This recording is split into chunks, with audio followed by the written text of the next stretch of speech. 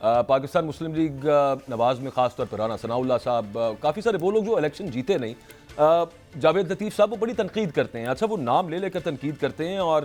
محسن نقوی صاحب کو جیسے رانا ثناء اللہ صاحب نے ٹارگٹ کیا، سب کو پتا ہے کہ محسن نقوی صاحب کو ٹارگٹ کرنے کا مطلب ہے کیا. اب یہاں پہ یہ کیا کہا جا سکتا ہے کہ یہ رانا ثناء اللہ صاحب کا اپنا ہی خیال ہے، جیسے مروت صاحب کے بارے میں پارٹی کہتی ہے ان کا اپنا خیال ہے، کیونکہ نہ وہاں پہ نواز شریف صاحب رانا ثناء اللہ صاحب کو روک رہے ہیں، نہ یہاں پہ عمران خان صاحب شیر افضل مروت صاحب کو روکتے ہیں. شیخ روہیل اصغر صاحب، یہ آپ نے سن لیا، مطلب جو میں کہنا چاہ رہا ہوں کہ یہ دوبارہ ایک پارٹی کے اندر نظر آ رہا ہے، جیسے نواز شریف صاحب کا بیانیہ لے کے آگے اور وہ اینٹی اسٹیبلشمنٹ دوبارہ ایک دفعہ نیریٹو بنانا والا معاملہ ہے، تو اس وجہ سے رانا ثناء اللہ صاحب یا جاوید لطیف صاحب یہ باتیں کرتے ہیں. عطا تارڑ صاحب نے اس پریس کانفرنس کی اور انہوں نے کہا کہ اندر کیا کریں باتیں، باہر نہ کیا کریں.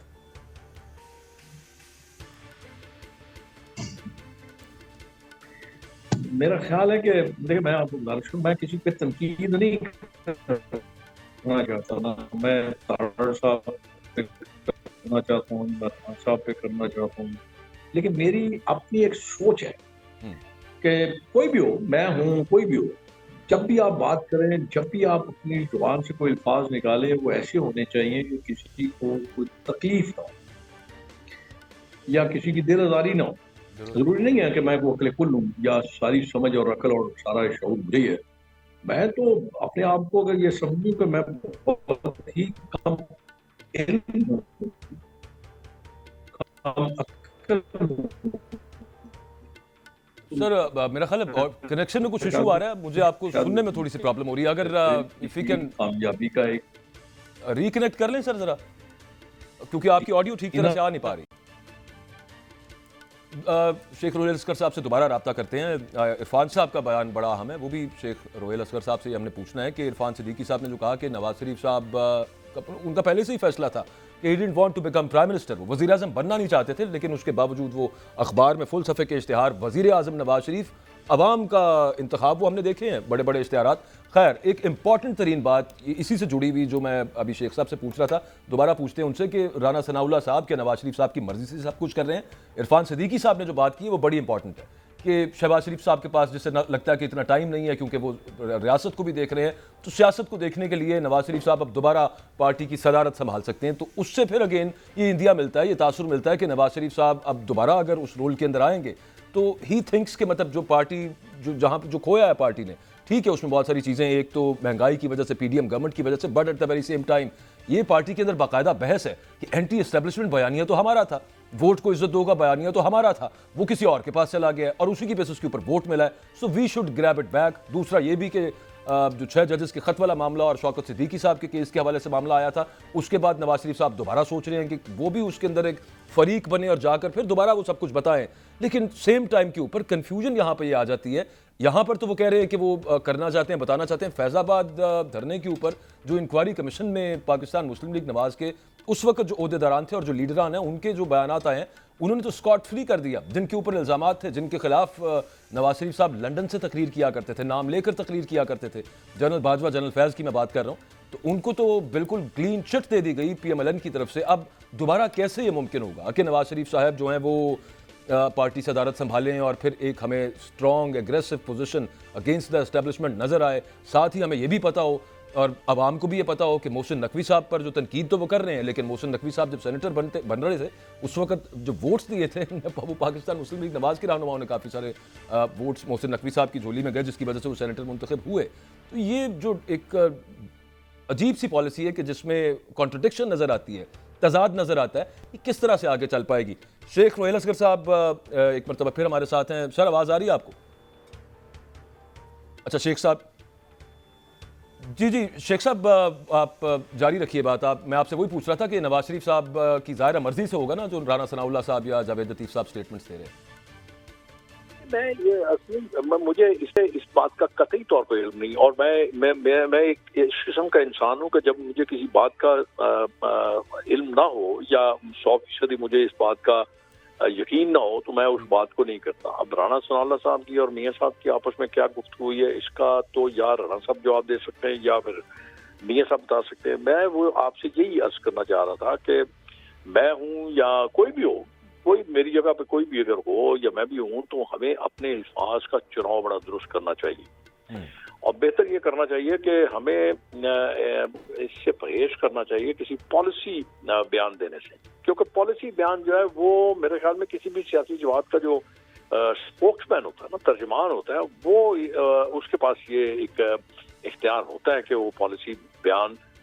حوالے سے سیاسی جماعت کے حوالے سے دے سکتا ہے۔ باقی تو ہماری اپنی ذاتی سوچ ہوتی ہے، ذاتی اپنی ایک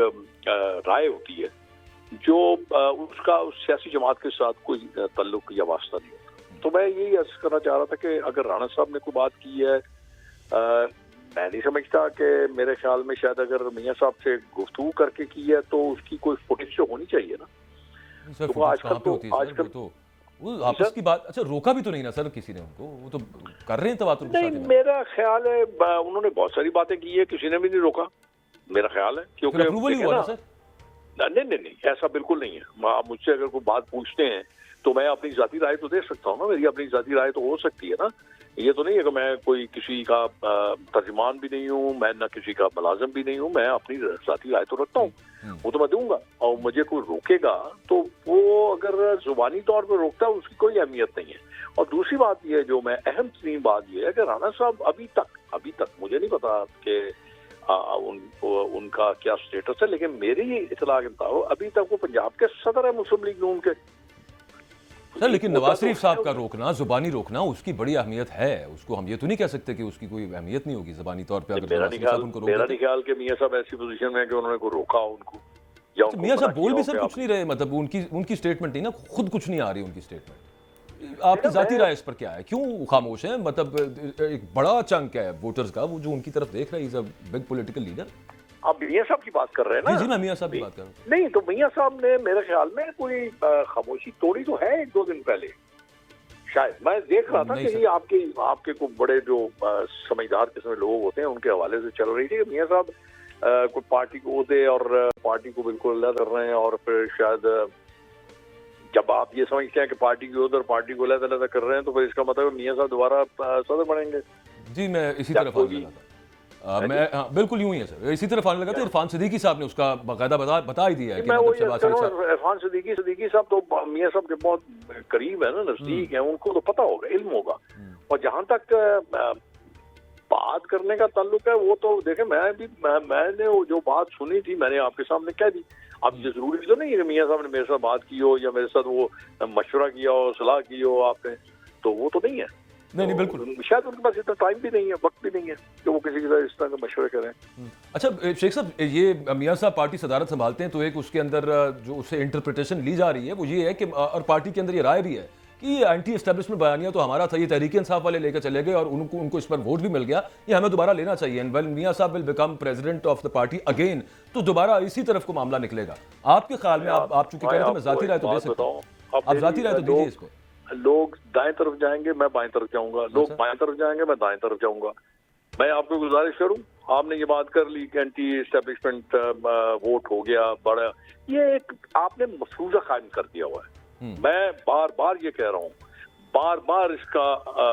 ذکر کر رہا ہوں کہ حکومت کے پاس اتنا زیادہ وقت نہیں ہے، خدا کے لیے اپنا فوکس جو ہے وہ آپ عوام کے جو حقیقی مسائل ہیں ان کی طرف کریں۔ آپ یہ کمال ایک بن گیا ہوا ایک سر الیکشن ریزلٹس کے بعد شیخ صاحب، جی سر الیکشن ریزلٹس کے بعد اس لیے میری بات سن لیں، اس لیے کہ آپ کو موقع ملا اور آپ اس موقع کو صحیح طرح استعمال نہیں کر سکے، آپ لوگوں کو یہ اسٹیبلش نہیں کر سکے کہ آپ کا جو موقع تھا وہ صرف پاکستان کو ڈیفالٹ ہونے سے بچانا تھا، تو آپ وہ اسٹیبلش نہیں کر سکے، آپ لوگوں کے دماغ میں بٹھا سکے۔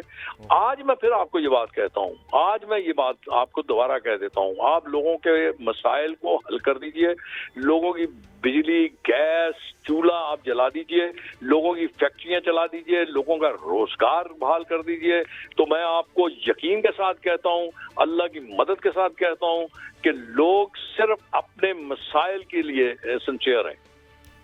نہیں وہ تو ہے، لیکن وہ دیکھیں آپ نے وہی بات جو کی، یہ تو پھر شہباز شریف صاحب ہو گئے نا کہ وہ نہیں اس طرح سے مطلب پارٹی قیادت سے اس طرح سے لوگوں کو دیکھیں، میں آپ کو یہ گزارش کر، وہ چھوڑ دیں آپ اس بات کو، آپ اس بات کو بھول جائیں، یہ نیریٹو پتہ نہیں کس نے دے لیا یار۔ میں یہ کہتا ہوں آج آپ یہ ساری چیزیں ایڈریس کر لیجئے، آج لوگوں کی روٹی سستی کر دیجئے، ان کا کھانا جینا محال ہوا ہے، مرنا محال ہوا ہے۔ ایک غریب آدمی مرنے سے پہلے یہ سوچتا ہے کہ یا اللہ مجھے نہ ماری، کیونکہ مرنے کے لیے مجھے کفن لینا ہوگا، مجھے قبر نکالنی ہوگی۔ بڑے مشکل حالات ہیں اس میں تو سر، کوئی شک نہیں ہے۔ میں یہی عرض کر رہا ہوں نا، آپ ان مشکلات حالات کو ٹھیک کر دیجئے، یقین کیجئے کہ کوئی شخص اس کے آگے سٹینڈ نہیں کر سکے گا۔